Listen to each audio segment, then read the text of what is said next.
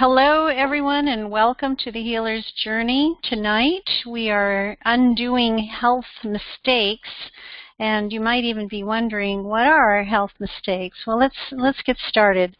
I'm Rosemary Levesque, and this is my book, Heal Together: Natural Health Solutions for Animals and Their Humans. And I'm also a certified vibrational sound master teacher, a Reiki master, shaman, and psychic intuitive, and that's a lot to say for all the fun and the learning that I've had over the years. But I just wanted to let you know that what we do for our animals, we can do for ourselves, and vice versa. What we do for ourselves, we can do for our animals. So let's get started. Health mistakes.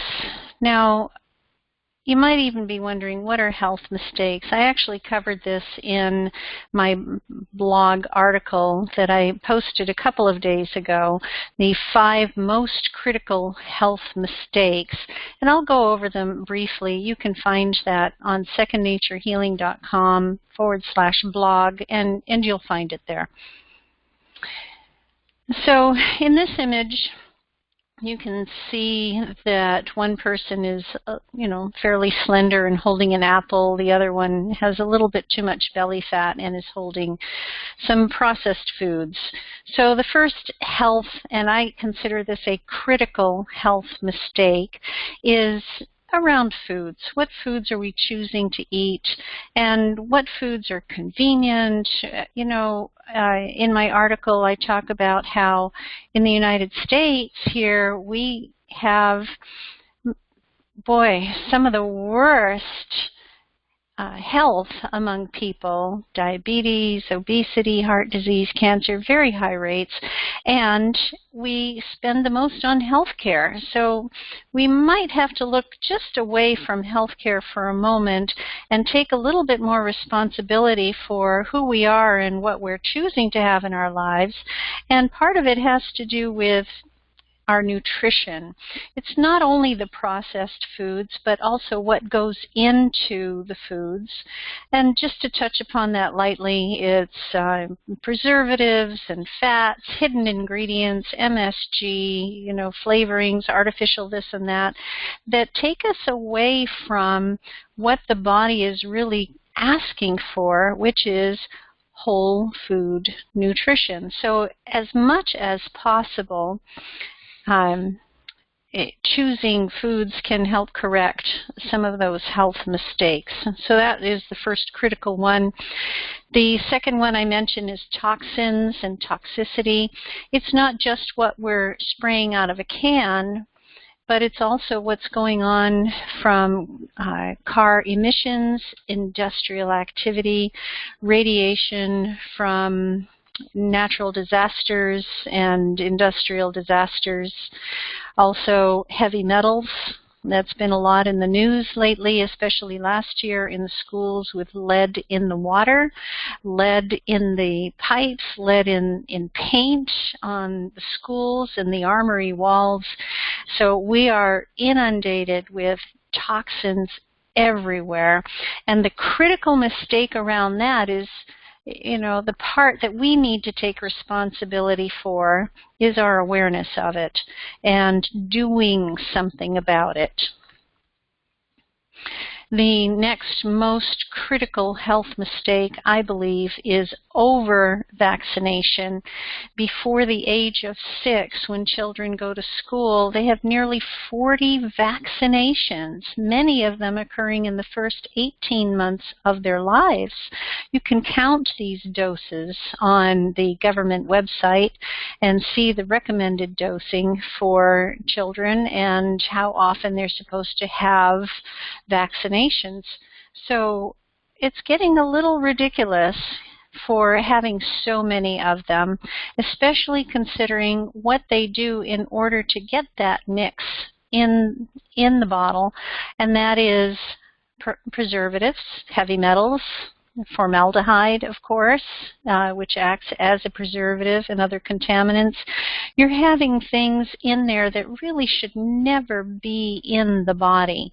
And they're stimulating I get it. As a scientist, I get it. I get the theory around vaccinations, and we can't deny that vaccinations have helped people a lot through the years. We've pretty much eradicated smallpox because of it, and nearly eradicated polio for the most part.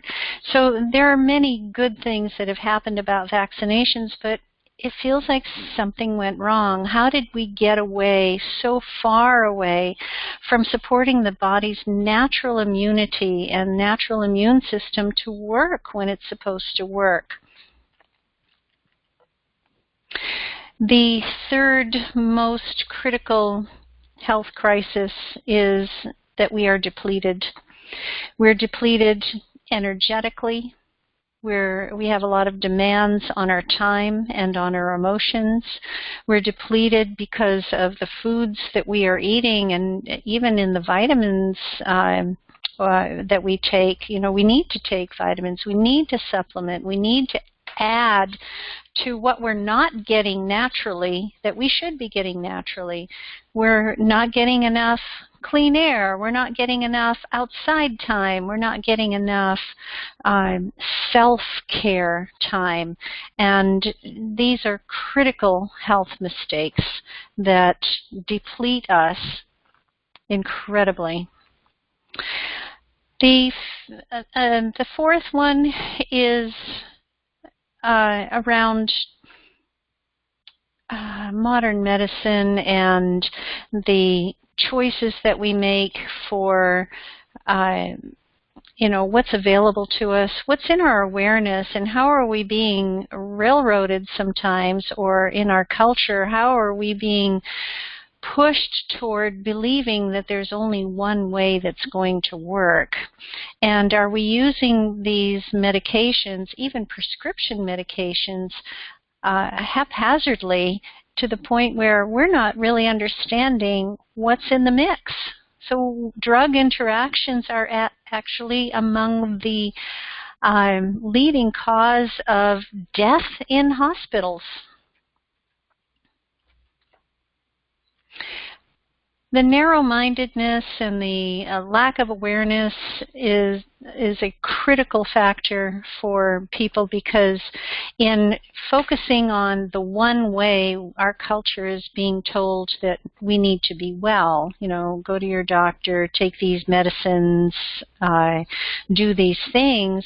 We're finding that that's so narrow. It's so narrow-minded that it's to the exclusion or the omission of what really is most important.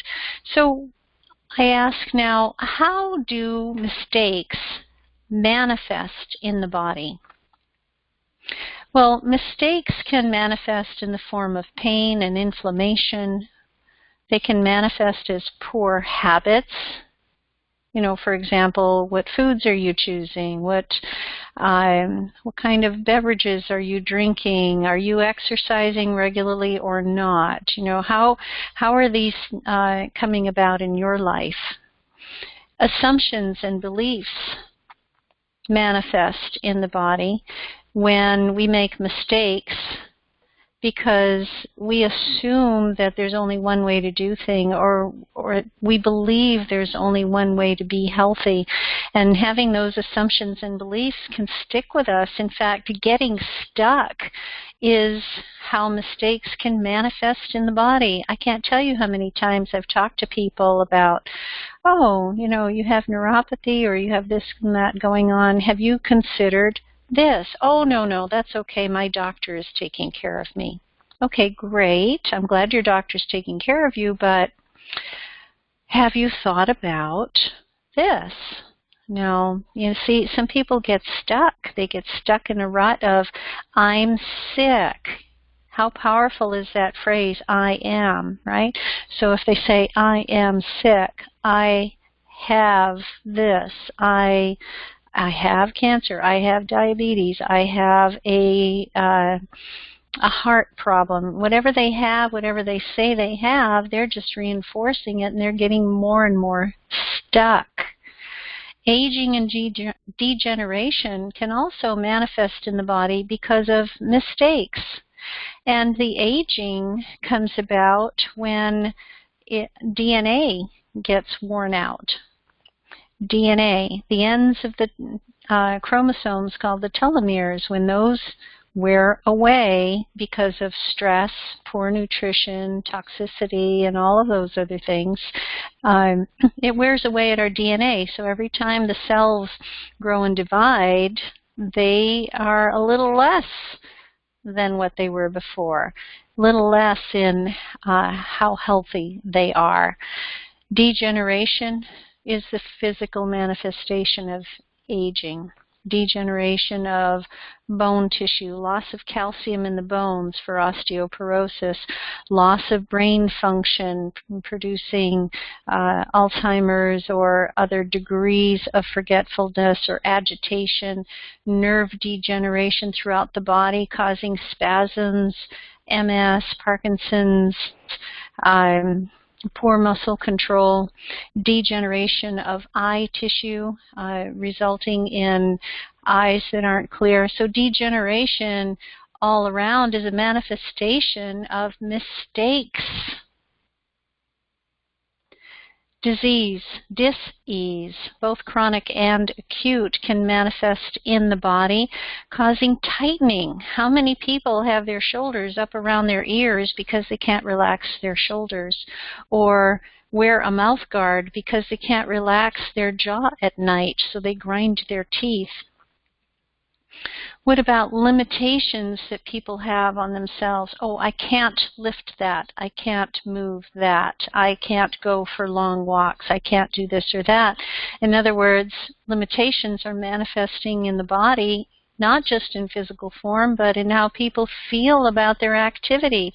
Oh, I can't travel because I can't sit for that long. You see where we're going with this. We have self-imposed limitations based on our experiences of the physical manifestations of mistakes in the body. Poor functioning of all systems, especially the immune system.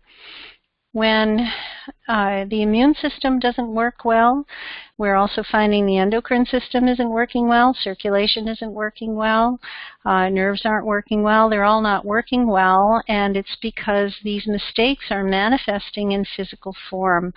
And these mistakes are not just physical, they can be emotional and spiritual as well.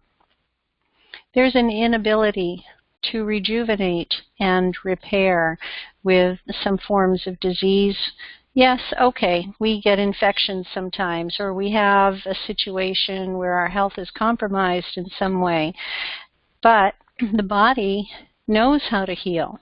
If it's not healing, if it can't rejuvenate and repair, if it's not able to do that, well, that's a manifestation of mistakes and a continuation of mistakes.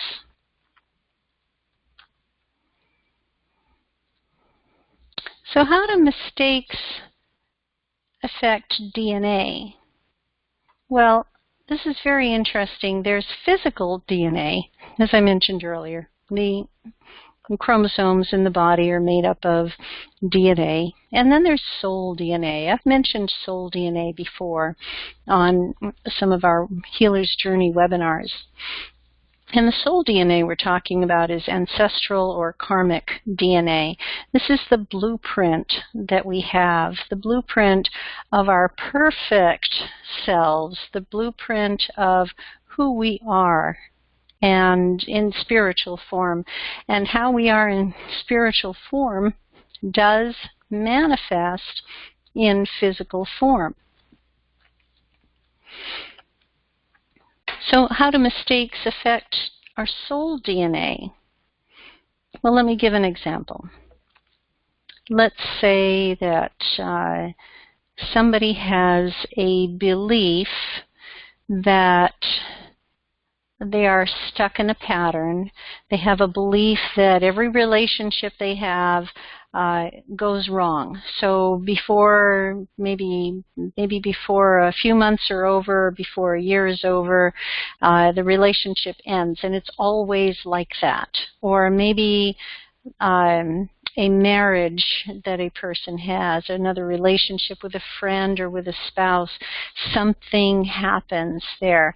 And we find that this is a pattern that may have been repeating, not just with family members, you know, the mother, father, grandmother, grandfather, from whom we learn and model. So there's that ancestral DNA, but also the karmic DNA. What is it that's, you know, what are we carrying through our parents? You know, when we were born, we come through our parents. We don't come from them. So when we came through our parents, what did we bring with us that was in our belief system, that was in our karma, that is manifesting again in physical form? So it's kind of too much to talk about here in this one little slide in my presentation, but I just wanted to mention that mistakes, how we feel about things, the habits we have, the beliefs we have, getting stuck, you know, being exposed to toxins, all of those things affect physical DNA as well as soul DNA, whether ancestral or karmic. Now let's talk about undoing mistakes. We all would like to undo something that feels like has been done. And I think this is the single most important concept that I want to really point out to you before we go on to anything else, because so often people feel that when there are mistakes, they cannot be undone. How many of you feel that way, right? When you've committed a mistake, unless you know, made a mistake on paper with your pencil, you know, that you can erase that. But how do you erase a life mistake? How do you undo, not erase, but undo a mistake of behavior? How do you undo a mistake of emotion? How do you undo a mistake of choices that you seem to be making all the time? These are the kinds of undoing of mistakes that I'm talking about. And yet some people say, oh no, it can't be done. It's what's done is done, right? Well, you've got to go back to the beginning and find the source. And when I wrote that, I thought, do you really have to find the source? Do you have to be aware of it so much? Well, maybe not so much consciously, but perhaps subconsciously or at a soul level, going back to the beginning through meditation perhaps or through healing sessions, you can find the source.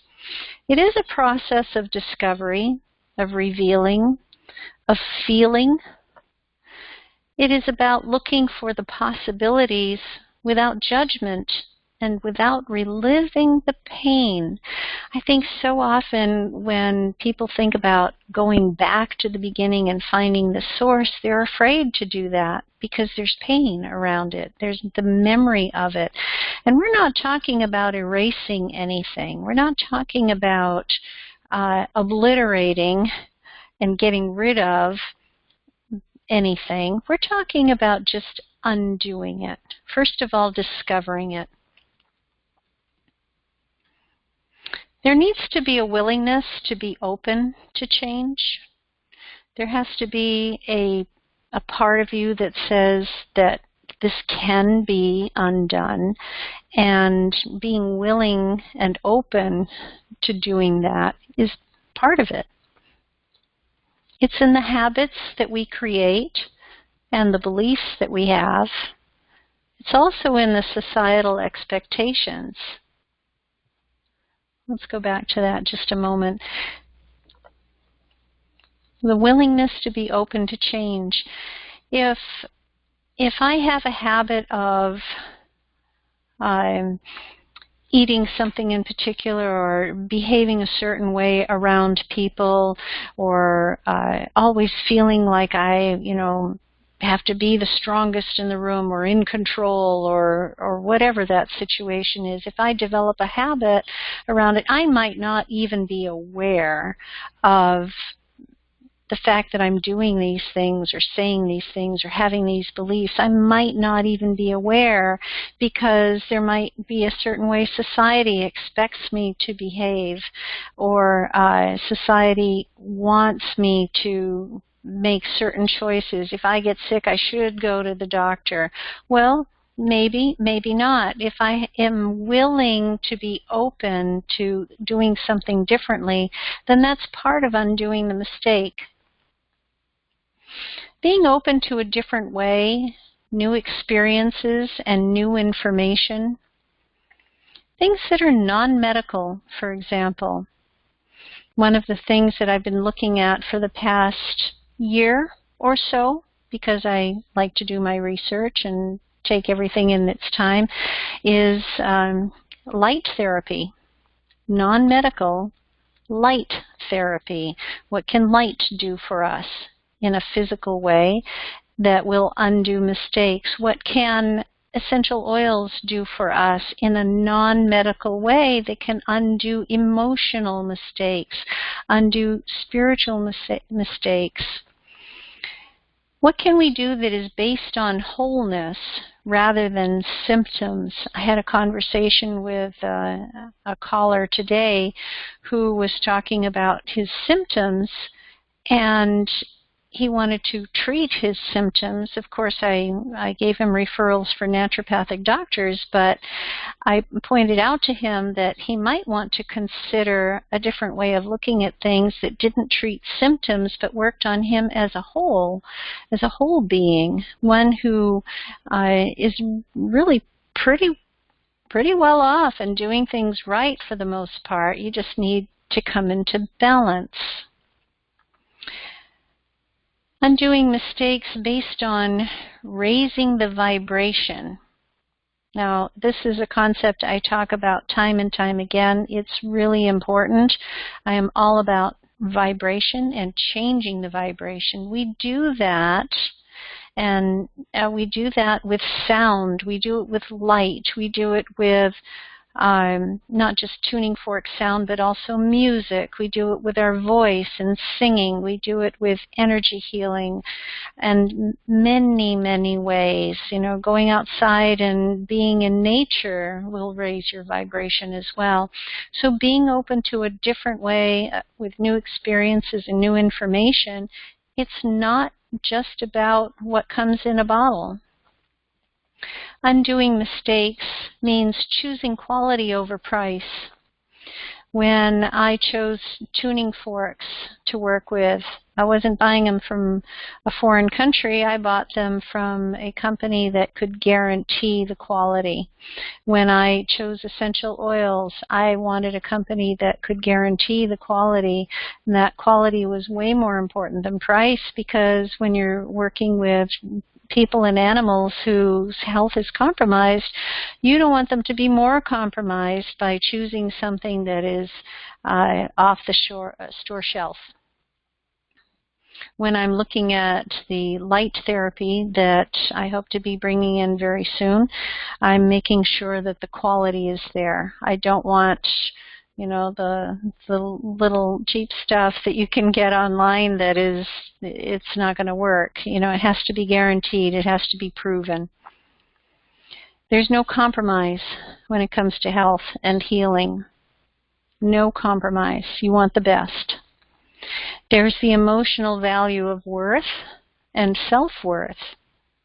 Some people have a problem spending money on something because they don't think they're worth it, or they're not good enough, or the money that they have has to be devoted to something else. And I understand that. There's budget, there's planning for some people, and, well, for all of us, to some degree, there's planning.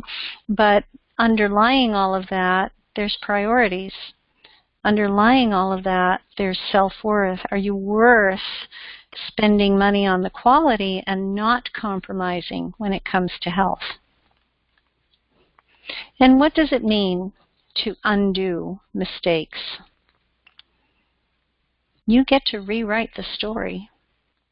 This was one of the most profound messages I received not that long ago, is that for aspects of myself, things that are not so obvious to others and maybe not even to myself, when I can go into a meditative state and look at an aspect of myself that feels like it's off, feels like it's not in alignment with who I am and what I'm doing, I get to rewrite the story. That's when we go into the Akashic records. It's very fascinating work.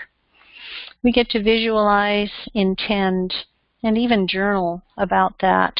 And so we can rewrite the story. We get to immerse ourselves in a higher vibration. When we immerse into a higher vibration, we can't help but correct old patterns and undo mistakes. We have to trust that it's working and come into alignment with wholeness, truth, joy, etc. I know for some people who are watching this presentation, they're saying, oh my gosh, she's such a rainbow and balloon girl, right? But the truth is that it is possible to immerse ourselves in a higher vibration, which will lift us up. It's not just about us going up to a higher vibration. It's also about the higher vibrations coming down to meet us halfway. And in that process, we get transformation and magic. How? How do we do this? We do it with vibration and energy. We do it with healing tools like tuning forks, essential oils, Reiki, lights, voice, intentions. We do it with lifestyle adjustments, making little changes for wholeness, whole raw foods instead of processed foods, for example. The choices we make. And for the deep healing to happen, for people to actually go ahead and make the appointment with somebody who can help them feel better. Tuning forks will do this. Now, I just wanted to mention the 528 hertz frequency. 528 is the vibration of magic and transformation. And what we have found is that this particular vibration can help repair DNA. So the DNA that gets damaged because of our environment, because of toxins, because of stress, because of poor nutrition, when DNA gets damaged, you might say, okay, well, that's it, I'm done. Can't fix that, right? Can't fix DNA. Well, yeah, you can. You can use a frequency that is going to help DNA undo the mistakes. It's going to help repair the telomeres. You can do it with nutrition. You can do it with tuning forks. And with tuning forks, you can even do it where you're undoing mistakes of the soul DNA, the karma, and the Akashic record soul DNA. Now this picture here, if you're familiar with the work of Emoto when he talked about the water and how water crystallizes in response to different vibrations, these particular water structures were discovered by Dr. Edmund Gregorian and passed on to David Hulse. David Hulse is a teacher of mine for the tuning forks that I've been using. And I'd like you to take a look at this one right here in the lower left, the 528 hertz frequency, where that's what 528 can do to water. Soul, over to its right here, 741 hertz, is also a solfeggio frequency. 741, if you follow adding them up, 7 plus 4 plus 1, can be reduced to a 3, whereas the 528 can be reduced to a 6. Up above here, the Ut fork, as in Ut, Re, Mi, not Do, Re, Mi. Ut, you add 3, 9, and 6 together, and it can be reduced to a 9. And over here on the top right, Fa, another solfeggio frequency, 6 plus 3 plus 9 can be reduced to a 9. So everything is either a 3, a 6, or a 9. And these are part of the sacred numbers that show up again and again in Scripture. Now, you may not be aware of this, but the frequency of 528 has been used to clean water.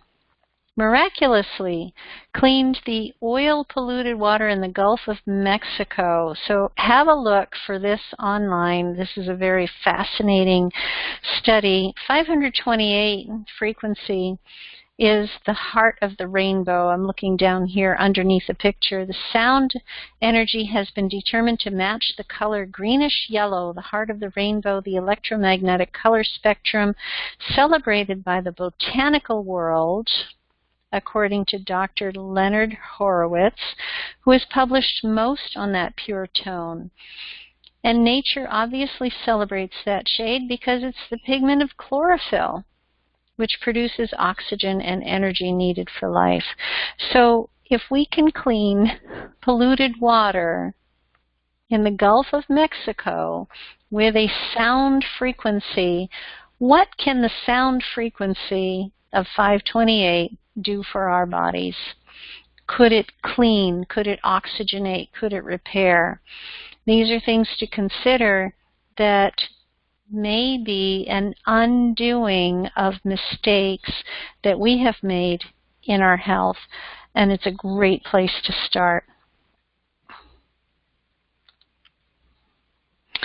So what's your next step?